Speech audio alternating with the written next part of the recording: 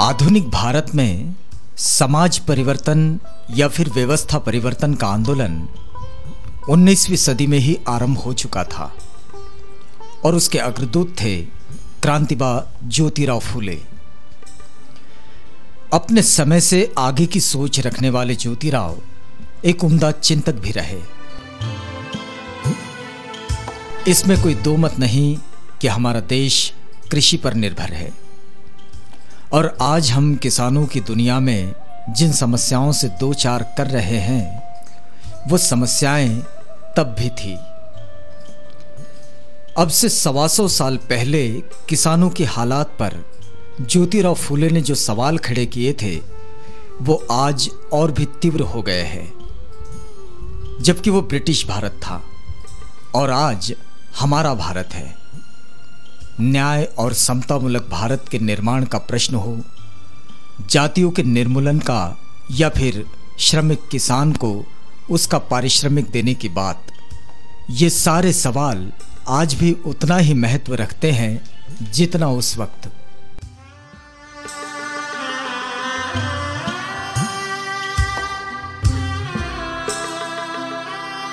जब क्रांतिबा फूले ने इसे भारतीय सामाजिक आंदोलन की धरती पर छेड़ा, ये सवाल आज तक सवाल बने हैं। इसके पीछे की मानसिकता को समझने के लिए हमें फिर क्रांतिबा ज्योतिराव फूले के विचारों के प्रकाश की ओर मोड़ना होगा। क्रांतिबा ज्योतिराव फूले का सामाजिक कार्य जिस समय आरंभ हुआ वह ऐसा समय था जब सामाजिक व्यवस्था में साहूकार, जमींदार और साम्राज्यवाद का बोलबाला था और किसान इनकी चपेट में था।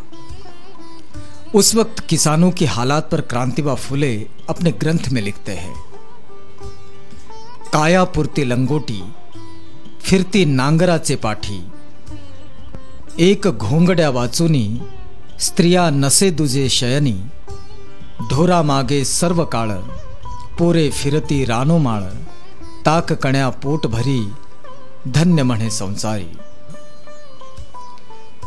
तन पर ठीक से कपड़ा भी नहीं पा सकने वाले उस वक्त के किसान को आज भी हम वैसा ही देखते हैं और आए दिन किसानों की आत्महत्या की खबरें छपती है।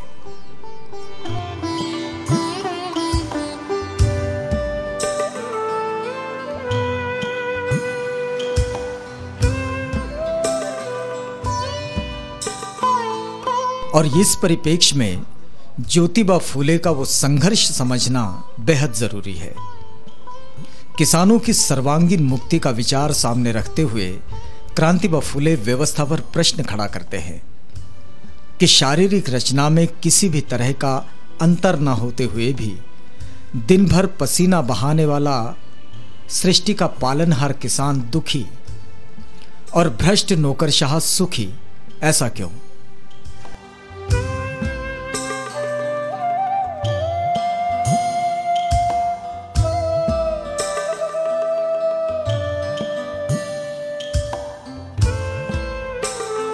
आर्थिक असमानता पर 19वीं सदी में भारतीय परिप्रेक्ष्य में इतना सार्थक विचार करने वाले क्रांतिबा ज्योतिराव फूले का जन्म 1827 में हुआ, महाराष्ट्र के पूना में। मात्र 1 साल के थे कि मां का साया सिर से उठ गया। 7 वर्ष की आयु में स्कूल की सीढ़ी चढ़ी, लेकिन शूद्रों को शिक्षा का अधिकार ना देने वाली समाज व्यवस्था ने उन्हें स्कूल से उतार दिया और पिता गोविंदराव बहुत दुखी हुए। फिर गफार मुंशी बेग और लेजिट साहब की मध्यस्थता से पुनः स्कूल शुरू हुई।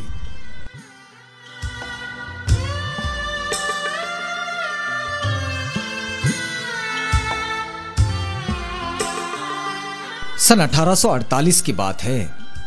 एक ब्राह्मण मित्र की शादी में उसके निमंत्रण पर ज्योतिराव शरीक हुए, लेकिन एक शूद्र का ब्राह्मण की शादी में बाराती बनना बारात में शामिल अन्य लोगों को अच्छा नहीं लगा और ज्योतिराव जी को उस बारात से अपमानित होकर बाहर निकलना पड़ा।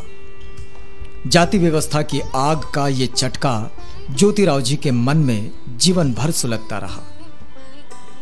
महिलाएं, शूद्र और अतिशूद्र यानी कि अछूत जो उनकी दृष्टि ने अनुभव किए तो समझ गए कि ये धार्मिक सांस्कृतिक गुलामी के पीछे एक ही कारण है और वो है अशिक्षा। जीवन के विकास का एकमात्र मार्ग है शिक्षा और शिक्षा पर केंद्रित होकर उन्होंने लड़कियों के लिए पहली स्कूल पुणे में खोल दी और इस स्कूल में शिक्षिका बनी उनकी सहचारिणी क्रांति ज्योति सावित्रीबाई फुले, जो आधुनिक भारत की पहली शिक्षिका भी है। प्रस्थापितों के भारी विरोध के बावजूद फुले दंपत्ति ने शिक्षा क्रांति जारी रखी और एक के बाद एक पाठशाला लड़कियों तथा वंचित वर्गों के लिए सावित्रीबाई ज्योतिराव फुले के मार्गदर्शन में खुलती चली गई और सामाजिक बदलाव की प्रक्रिया और भी तेज हो गई। हमें आत्मसम्मान पाने के खातिर संघर्ष करना होगा। इस संघर्ष के लिए हमें अपने पैरों पर खड़ा रहना होगा। हमें हथियार उठाना पड़ेगा, लेकिन लाठी नहीं, तलवार नहीं, तोफ तमचा नहीं, बल्कि ज्ञान, विचार और सही शब्द। और ज्ञान, विचार और शब्द शिक्षा के बल पर ही मिल सकते हैं। क्या भट्ट पुरोहित हमें शिक्षा देंगे? नहीं देंगे, क्योंकि वे अपने हाथों से ऐसा हथियार हमें नहीं सौंपेंगे। इसलिए हमें खुद अपने को शिक्षित करना पड़ेगा। मेरी पत्नी सावित्री मेरी पहली शिष्या है। अब वो तुम्हें पढ़ाने में मेरी मदद करेंगे। हम इस तरह ज्ञान फैलाएंगे, क्योंकि ज्ञान ही वो दौलत है जिसे आपस में बांटना बहुत जरूरी है। यह हमारी पहली पाठशाला है जो छोटी जाति की लड़कियों के लिए खोली गई है। यहां लड़कों का हम स्वागत करेंगे, लेकिन हमारा विश्वास है कि लड़कियां ही आगे चलकर हमारी भावी पीढ़ी को आकार देगी। नगाड़े का न, ग, गणपति का ग, बोलो। बकरे का नगाड़े का गणपति का।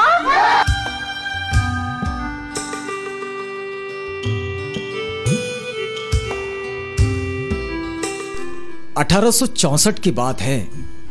ज्योतिराव फूले ने पहला विधवा पुनर्विवाह संपन्न कराया। बाल हत्या प्रतिबंधक गृह और विधवाओं की आश्रय स्थली उनका घर ही बन गया। विधवाओं का मुंडन एक अमानवीय प्रथा। क्रांतिबा फूले और सावित्रीबाई फूले ने इसका विरोध किया। अब नाई समुदाय भी विधवाओं का मुंडन करने से मनाही करने लगा था और ज्योतिराव फूले के साथ हो चला था। क्रांतिबा फूले ने अपने घर का कुआं अछूतों के लिए खुला कर दिया और 1873 में पुरोहितों के बगैर ही क्रांतिबा ज्योतिराव फूले ने विवाह संस्कार विधि आरंभ कर दी। धर्म और संस्कार के क्षेत्र में यह बड़ा क्रांतिकारी कदम था।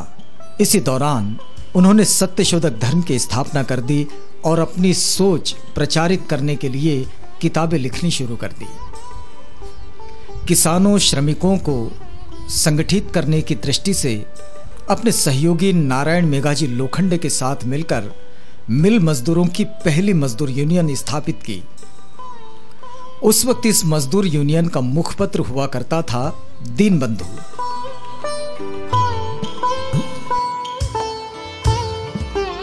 सन 1876 से 1882 ये वो समय था जब क्रांतिबा ज्योतिराव फूले पूना नगर पालिका के सदस्य चुने गए और इस समय उन्होंने शिक्षा नीति में बड़ा बदलाव करते हुए 12 वर्ष तक के बच्चों के लिए शिक्षा निःशुल्क देने का प्रस्ताव रखा और उनकी मंशा थी कि ये शिक्षा अनिवार्य हो।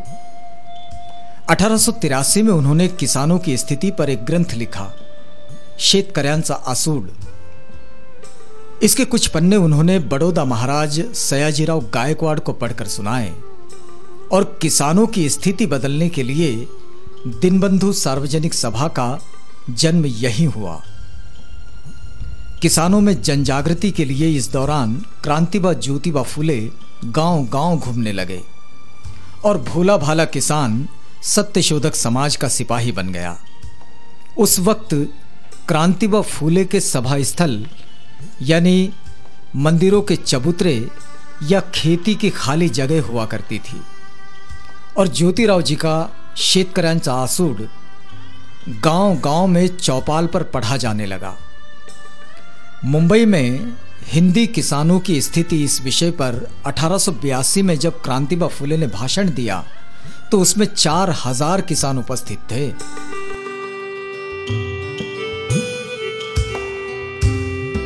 अब ये जागृति की अलख पूरे महाराष्ट्र में जगने लगी। क्रांतिबा फुले इस स्थिति पर अपने एक पद में लिखते हैं, ओतूर गावी भाऊ भडकला, जुन्नरकर शेट्या धडकला, आर्यभट त्यामध्ये फुल्यास पाहती, पत्रांमध्ये हाय हाय करती।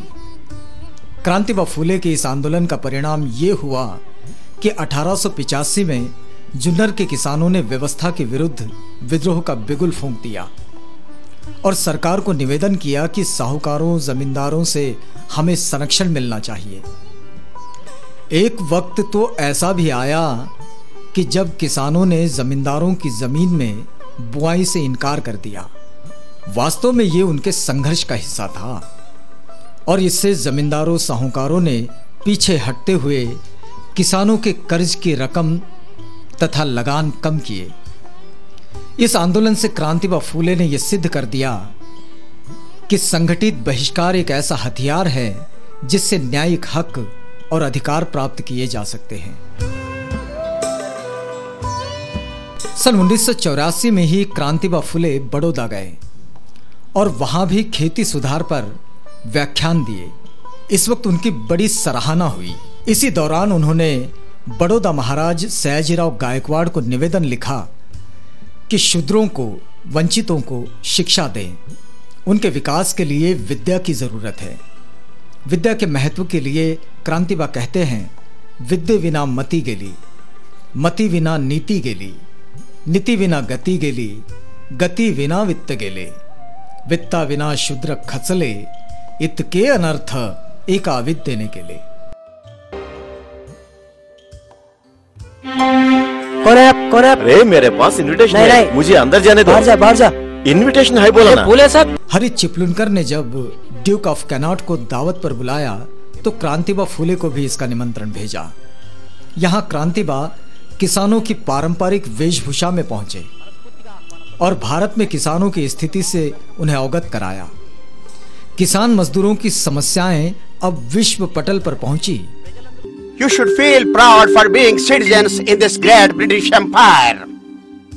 Your Highness, here is Mr. Jyotirao Phule, the champion of women education and literacy among oppressed classes. Okay, go ahead. Your Highness and the Duke of Connaught, good evening to you. Good evening. I take this opportunity to pay respects to your grandmother, Queen Victoria of England. This is our real India. The true representative of India is not the rich and glittering gentleman, but it is monks and mohers and the poor feeble peasant on the farm. क्रांतिबा Jyotirao Phule का मानना था कि इन समस्याओं को सिर्फ आर्थिक परिप्रेक्ष्य में ही नहीं देखना चाहिए। किसानों का, मजदूरों का विकास करना है तो उनकी सामाजिक, सांस्कृतिक और राजनीतिक धरातल को भी टटोलना होगा। उनकी ये सोच उनके गुलामगिरी इस ग्रंथ में साफ झलकती है।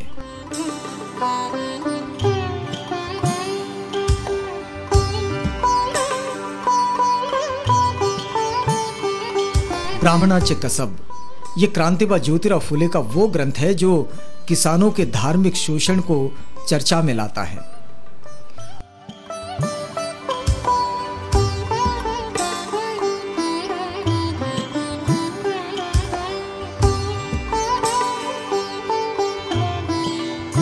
और इस शोषण से बाहर निकालने के लिए ज्योतिराव फुले की सार्वजनिक सत्यशोधक धर्म की संकल्पना बड़ी कारगर साबित होती है।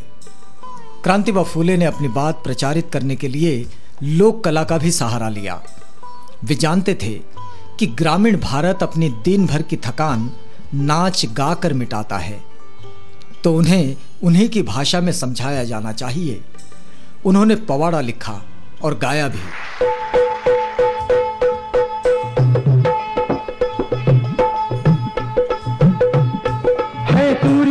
ही नेक, देता जो सबको उजाला एक, चांद भी होते नहीं अनेक, मेघ का जल भी सबको एक, क्यों न सब मानव हो सब एक जी जी जी, क्यों न सब मानव हो सब एक जी जी जी, क्यों न सब मानव हो सब एक जी जी जी जी जी जी। आधुनिक भारतीय रंगमंच पर जो पहला संपूर्ण नाटक आया, तृतीय रत्न, ये क्रांतिवाद ज्योतिराव फूले की कलम से आया। शास्त्री जी, डॉक्टर साहब आए हैं। यही कुंभी डॉक्टर मिला पूरे पूना शहर में?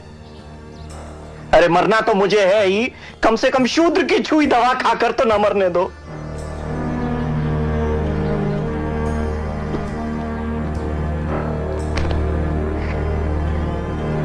तुम्हारी दी हुई दवा खाने से मैं जहर खाना ज्यादा पसंद करता हूं।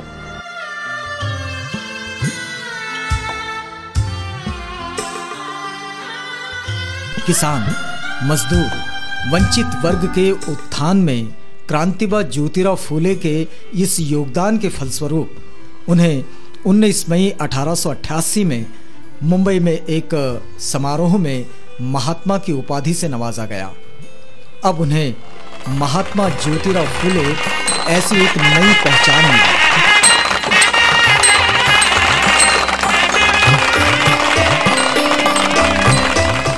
क्रांतिवाद फूले का मानना था कि यदि सरकार किसानों मजदूरों के प्रति सचेत रहे और इस वंचित वर्ग के उत्थान में ईमानदारी बरते तो किसानों वंचितों को भी जीवन का अधिकार मिल सकता है। क्रांतिवाद फूले अपनी नीति में बिल्कुल स्पष्ट थे और किसानों मजदूरों का शोषण करने वाली व्यवस्था को उन्होंने नाम दिया था ब्राह्मणशाही। उनका आग्रह था कि इसी ब्राह्मणशाही से किसान मजदूर मुक्त होना चाहिए। क्रांतिवाद ज्योतिराव फूले स्वतंत्रता तथा मानवीय अधिकारों की रक्षा के पक्षधर रहे और राजनीतिक दृष्टि से वे सचेत भी रहे। उनका दृढ़ विश्वास था कि राजनीतिक सत्ता न्यायिक तथा लोकतांत्रिक तरीके से सभी वर्गों में जब तक प्रवाहित नहीं होगी तब तक किसानों मजदूरों को न्याय नहीं मिलेगा। सन 1822 से लेकर 46 तक महाराष्ट्र में क्या कम विद्रोह हुए? नतीजा हर बार अंग्रेज ने दबा दिया। हो सकता है इस बार सफल हो। हाँ, हो भी जाए सफल, फिर भी सवाल ये उठता है कि अंग्रेज की जगह कौन लेगा? वही लोग ना जिन्होंने अपने हाथों अपना मुकुट अंग्रेजों को सौंप दिया था, देश को उसके चरणों में रख दिया था। विद्रोह और बगावत किस काम के अगर हमारा समाज नहीं बदलता? सामाजिक प्रश्नों के संदर्भ में नेशनल कांग्रेस की नीतियों का भी क्रांतिवाद ज्योतिराव फूले ने पुरजोर विरोध किया। उनका मानना था कि सामाजिक बदलाव के बगैर देश आजाद होगा तो शूद्रों की गर्दन प्रस्थापितों के हाथ में फंस जाएगी और इसलिए वे लिखते हैं, जाड़ तुझी फुकी एकी, धुर्त नटी अर्धमुखी, तुम्ही आर्य कार्य साधु, नभेत शूद्रांचे हो बंधु, जाला नाही सत्य भीति, त्याला कैची बंधु प्रीति। क्रांतिवाद ज्योतिराव फूले के आंदोलन का केंद्र बिंदु रहा खेतीहर मजदूर, किसान, जिनके विकास का खाका बनाते और लड़ते उनका जीवन बीता। 28 नवंबर 1890 में महात्मा ज्योतिराव फूले का प्रयाण हुआ, लेकिन खेती किसानी का सवाल आज भी ज्यों का त्यों है। खेतीहर मजदूर अपनी जमीन तलाश रहा है। किसानों के बेटे प्रधानमंत्री, मुख्यमंत्री, सांसद, विधायक, पंचायत सदस्य बने जरूर, लेकिन अब सधन किसान और गरीब किसान तथा खेतीहर मजदूर, ऐसा संघर्ष शुरू हो चला है। खेती के बीजों पर पूंजीवाद का कब्जा दिखाई देने लगा है। ऐसी स्थिति में क्रांतिवाद ज्योतिराव फूले का विचार आंदोलन मात्र किसानों मजदूरों के लिए ही नहीं बल्कि एक खुशहाल समाज व्यवस्था के निर्माण में भी उतना ही मार्गदर्शक है जितना 19वीं सदी में रहा।